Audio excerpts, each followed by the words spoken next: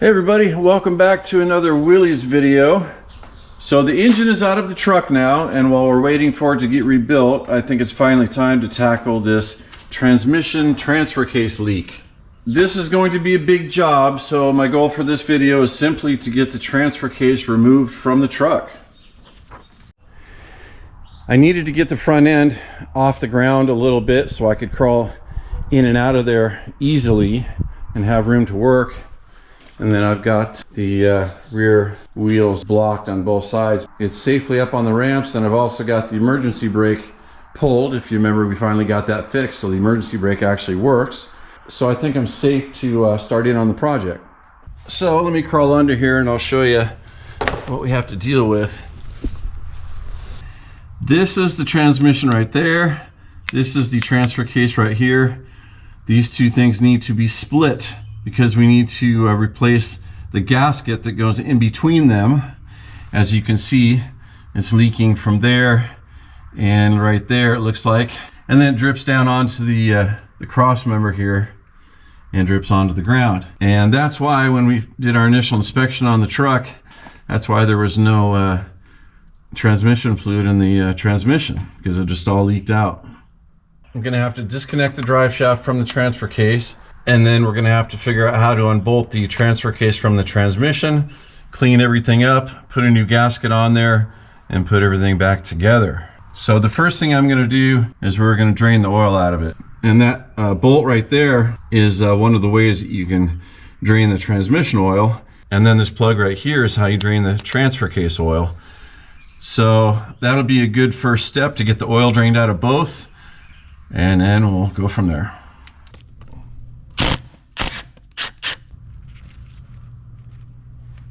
Go.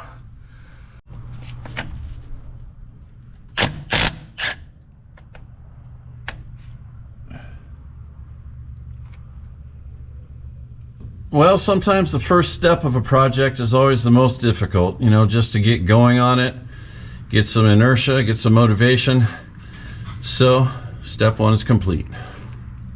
And if anybody out there is going to follow along and try to do this themselves, keep in mind that I've never done this before. This is the first time I've ever tried this.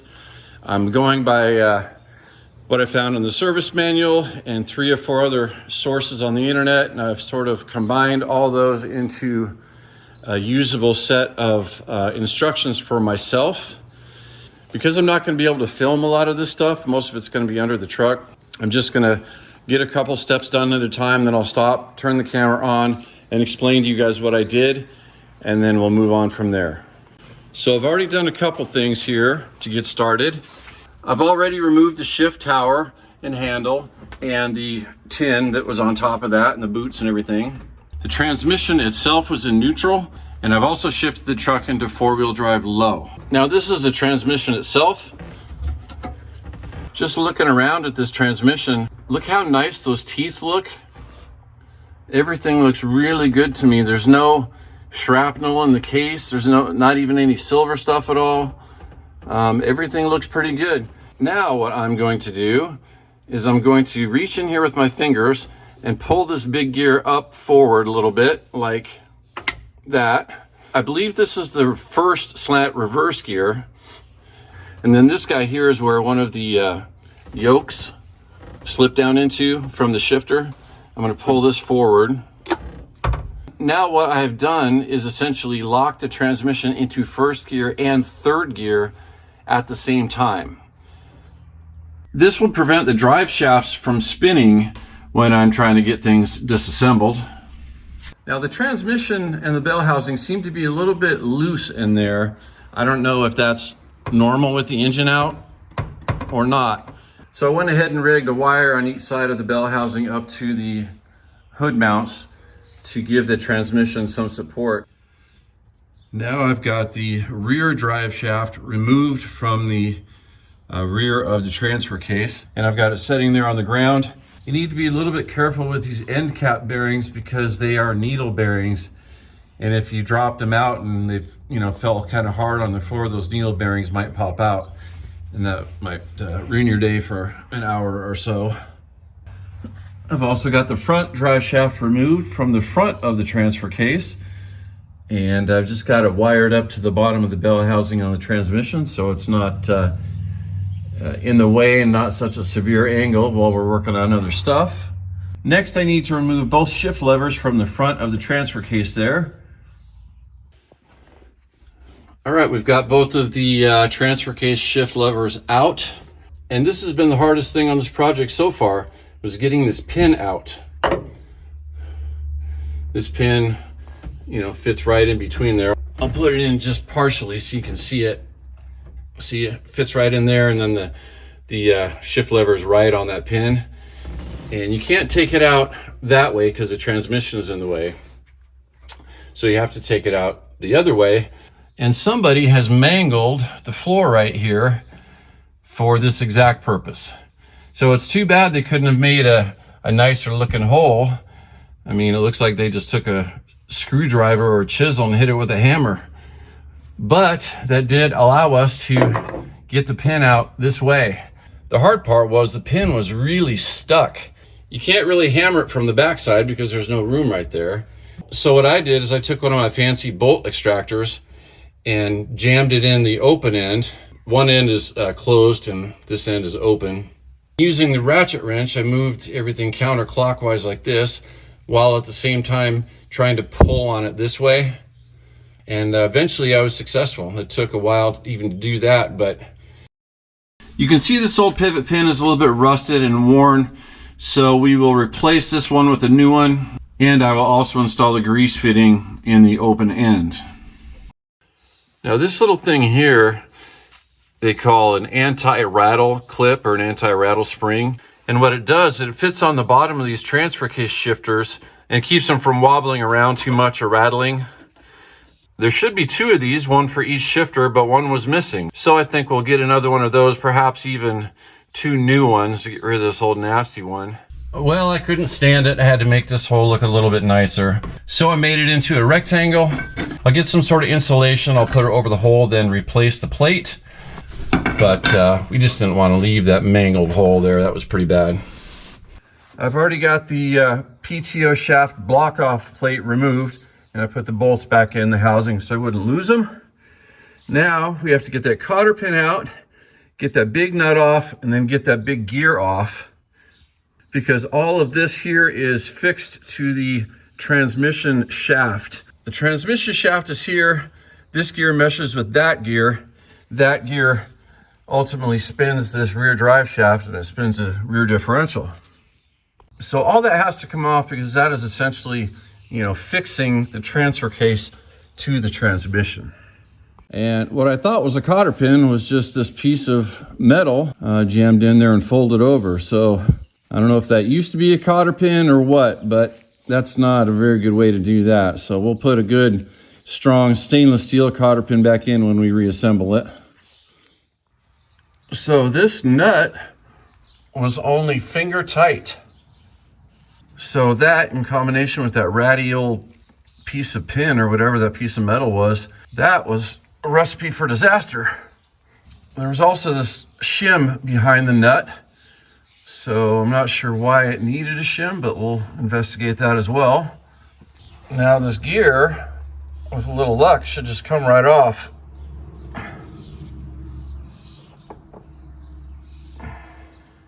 Yeah, there's no keyway or anything like that. It's just on the splined output shaft from the transmission. And that gear looks really good, just like the rest of the transmission does. So that's good news. And that's what's left. It's just the output shaft of the transmission and a big old ball bearing in there. All right, now what I've done is I put the front two mounting bolts for the shift tower back in just temporarily. I've got some stainless steel mechanics wire wrapped around underneath the main shaft of the transmission and up to these bolts. Because when we go to split the transfer case and transmission, I will be pulling the transfer case back that direction, because the potential is there for the transmission main shaft to want to slide that way. And the wire will just hold everything in place while we're working on it.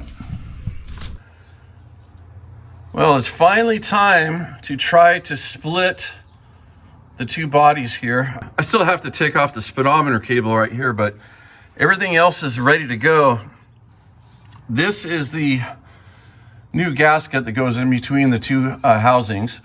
And you can see by the shape of where the 5 bolts are, right? Now, if you look up to the left, you can see those 3 bolt holes correlate with the holes in the gasket.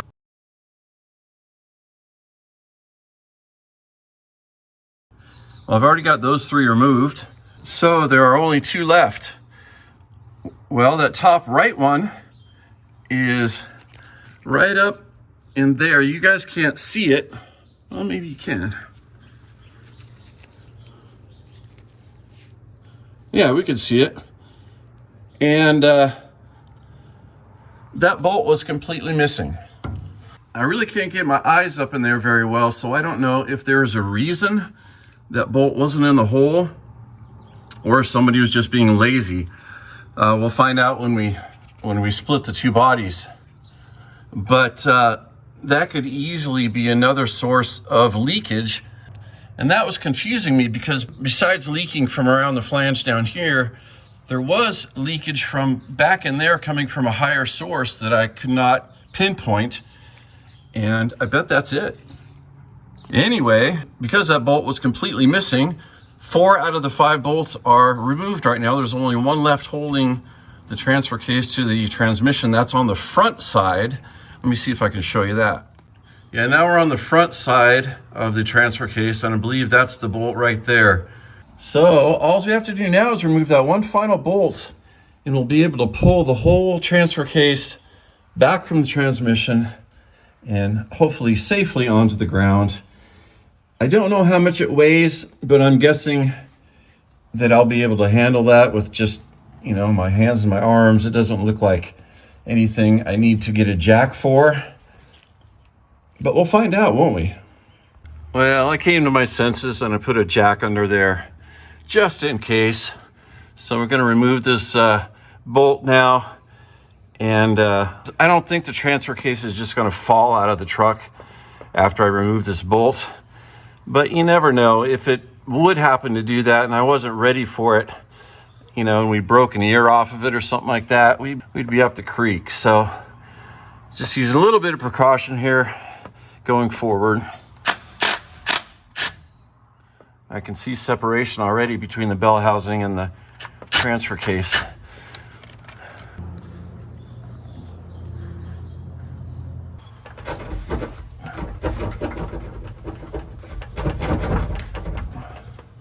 That's pretty heavy. If that was over my chest, I could handle it easily, but I can't. It's too heavy to hold out, when your arms are extended.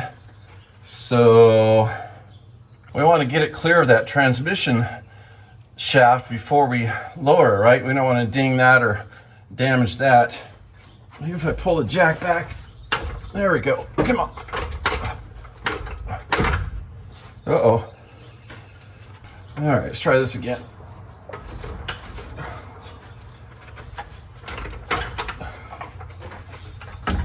Well, I think I'm gonna have to bench press this thing because the jack is in the way. It's not allowing it to come back and down at the same time.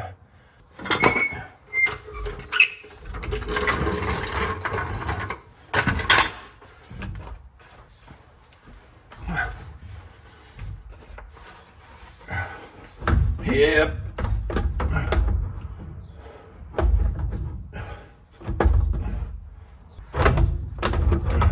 Feels like something is still connected. I see. I'll explain to you what the problem was when I get it out of the truck.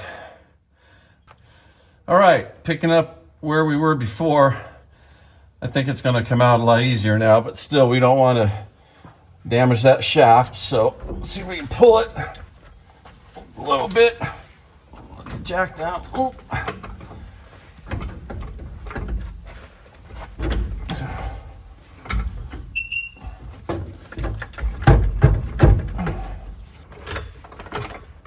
Easy. No problem. Well, I'm going to show you the transfer case up close, of course, but before we get out from underneath the truck. I want to show you what we found here. There's a failure in the gasket up there. A failure in the gasket right there. There is a leak along the top for some reason as well. And remember that missing bolt? Well, there's half a bolt in there. There's one broken off inside the transmission housing. So that's going to add a little bit more work to our job, but at least solve that mystery. The good news is the bearing feels good. So let's go take a look at the transfer case. All right, this side is the side facing towards the rear of the truck. This is where the rear drive shaft attaches. Pretty unremarkable on this side, so that's good. Now down inside, you can actually see the big gear that meshes with the transmission. This is the part that mated to the transmission. We're just looking at it from the mirror image because that's the rear and this is the front. This is the bolt hole that had that broken off bolt. Yeah, it's been leaking in here for a while, but the housing looks all right. It's just completely filthy is all. So the error I made, I didn't realize that right there is the passenger side transmission mount to the vehicle. So everything else, you know, we had detached, but that big bolt was still attached. And for some reason, that bolt was torqued to like 500 foot-pounds. Just a guess, of course, but I had the hardest time with that bolt. The angle was such that I couldn't get a lot of good leverage on it. I couldn't get my impact gun on it for sure. And it was really on there. So I had to use a longer ratchet wrench and a little bit of ingenuity. And I finally got it broken loose. But it probably took me 30 minutes just to remove that motor mount bolt. That's where the speedometer attaches right there. So the whole reason I did all this work was to replace the gasket in here, because that's the one that was leaking. But I got a gasket kit for this thing. So I'll replace the seals and any other gaskets that need it. This is one of those jobs that I just have to tackle in smaller steps. Otherwise it can be kind of overwhelming to think about it. Anyway, I'll save the cleaning and the installation for the next video. If you'd like to hang around for just a few more minutes, I have that extra content I promised you at the beginning. Otherwise, I'll sign off for now, and we'll hope to see you on the next one. Take care, everybody. So we want to inspect the surface here. This is where the seal rides on this smooth surface.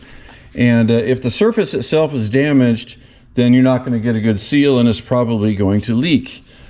Well, when these things get old, they can get a little bit deformed. Just looking at it with my eyes, it looks good, and I don't feel any ridges or grooves. Let's put a measuring tool on it, and I'll measure it in 3 different places. You know, one closest to the housing, one in the middle, and one towards the end. And those should all be about the same. 1.5, 1.5 in the middle.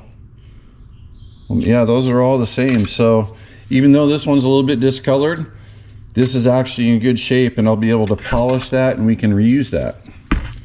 That's the rear. This is the front. So same thing, this one's a little bit discolored. I don't feel any ridges or scratches or grooves, but let's measure this one the same way. 1.5, middle, 1.5. Yeah, this one seems to be true also. So you can see the discolored area. That's where the seal, you know, lives. That's where it rides on this thing.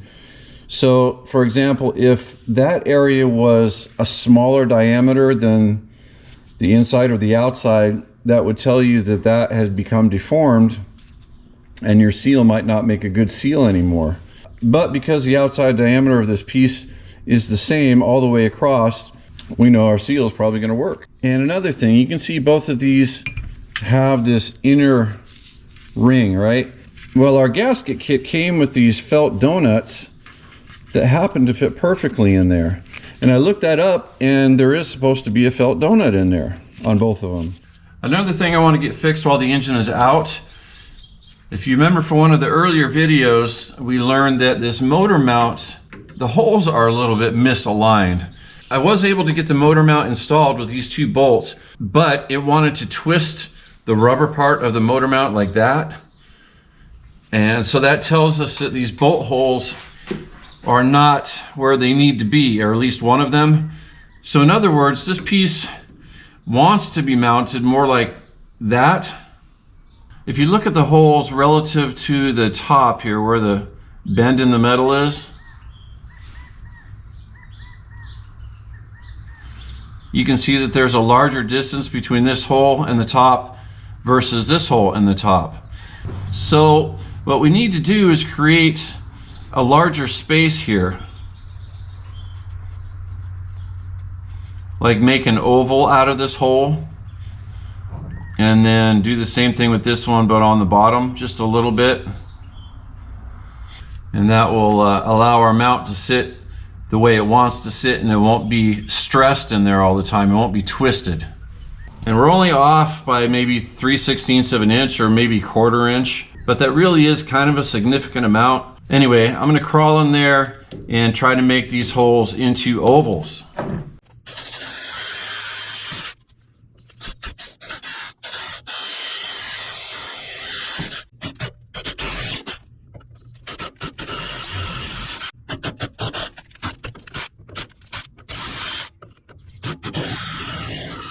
I've got them both done, and they'll be ready for installation.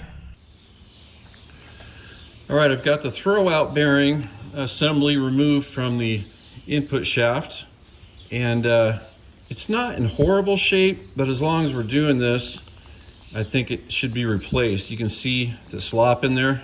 The face really isn't bad, but again, it's old and it's a little bit sloppy. So I'm going to install this new one. I think the only thing that we need to do is get this pulled off the shaft, because I think it's kind of pressed on there. Because there's a big hole in this piece, I put a washer over the opening that's just large enough to cover the housing and just small enough that I think the bearing will come off.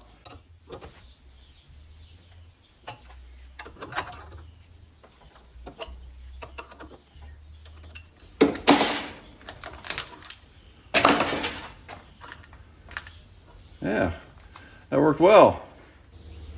All right, just to be safe, I'm going to measure the interior diameter of the old one, just to make sure that I got the correct part.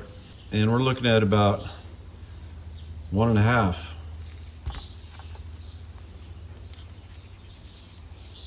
Excellent. All right, I've got the outer surface of our piece cleaned, and also the inner surface cleaned. Now I'm just putting a thin layer of grease on the outside of this where the new bearing will slip on, and we're also going to put a little bit of grease on the inside of this. All right, we'll set the old one aside and slip the new one on as far as we can get it with our hands. And then just give it a couple whacks with something flat like one of those, and we're just going to knock it on.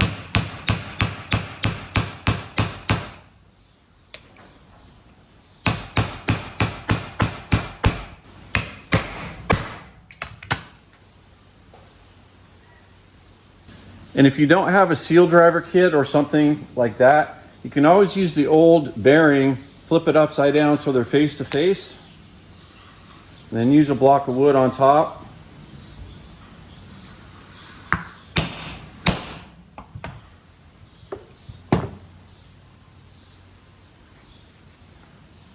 Make sure it's even all the way around. We don't want it to be cocked in any direction. I can see that it's seated all the way around. Yeah, that looks good.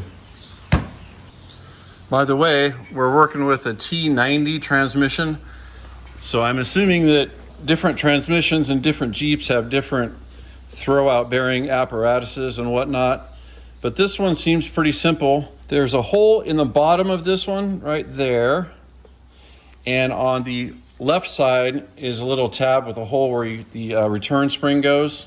And these feet here are where the shift fork contacts. So the only thing we have to do now is slide this back on the shaft, which is not press fit. You just slide it right on and then reattach the spring with needle nose, and we're good. And I'm glad we went ahead and did this because the new bearing is so much tighter than the old one. Even though the old one wasn't terrible, it did have a little bit of slop to it, and as long as we got the engine out, might as well do this too. Now I'm just going to put some retaining hardware over this leaf spring where there's one missing. Like you can see, there's a clip there, and there's 2 clips on the front. And then up in there, you can see that is a homemade bracket right there. So somebody's already done basically what we're doing. I got that crappy broken one removed, and we got our new one installed. And this bottom leaf spring right here was actually cocked this way a little bit, and then when we put the new one on, it went back into alignment. So at least that did something. And I used grade 5 hardware for this, so I think that'll be sufficient. Kind of low priority stuff, but it feels good to get that done anyway.